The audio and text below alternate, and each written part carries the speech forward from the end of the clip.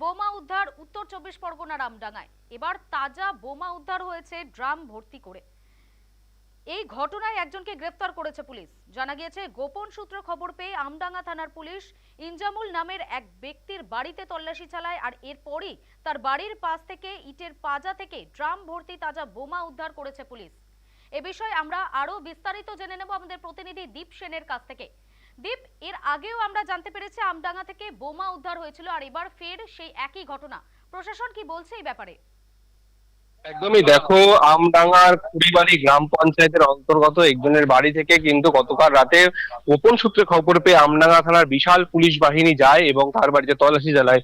এই যে ব্যক্তি যার নাম উঠে আসছে ইনজামুল ইসলাম, তার বাড়িতে যখন তল্লাশি চালায় তখন ঠিক বাড়ির পাশে একটি ইটের স্তূপ থেকে কিন্তু প্রায় 15টি তাজা বোমা উদ্ধার হয় এবং তার বাড়ি থেকে কিন্তু একটি আগ্নেয়াস্ত্র উদ্ধার হয়। এই ইনজামুলকে কিন্তু গতকাল রাতেই গ্রেফতার করে আমডাঙ্গা থানার পুলিশ। তাকে কিন্তু আজকে বারাসাত যে জেলা আদালত রয়েছে সেখানে নিয়ে আসা হয়েছে। এই এনজামুল কে কি কারণে এত পরিমাণ বোমা তার বাড়িতে মজুদ রেখেছিল আর এই আগ্নেয়াস্ত্র বা সে কি কাজে লাগাতো সেটাই কিন্তু খতিয়ে দেখছে আমডাঙ্গা থানার পুলিশ।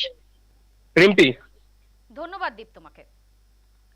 যেমনটা আপনারা শুনলেন, আমডাঙ্গা থেকে ফের তাজা বোমা উদ্ধার হয়েছে। এবারে ড্রাম ভর্তি করে প্রায় 15টি তাজা বোমা উদ্ধার করা হয়েছে এবং এর সাথে একটি আগ্নেয়াস্ত্র উদ্ধার হয়েছে। আর তাকে আদালতে পেশ করা হয়েছে এবং পুলিশ কি কারণে তার বাড়িতে বোমা এবং বন্দুক মজুদ ছিল তার তল্লাশি চালাচ্ছে।